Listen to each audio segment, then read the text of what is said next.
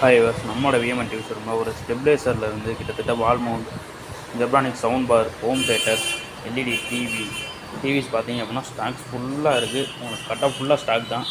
நீங்கள் எங்கேயுமே திண்டுக்கல்லில் போனீங்க அப்படின்னா இந்த அளவுக்கு ஸ்டாக்ஸ் வச்சு உங்களுக்கு டெமோ காமிப்பாங்களா அப்படின்றது கிளியராக தெரியாது.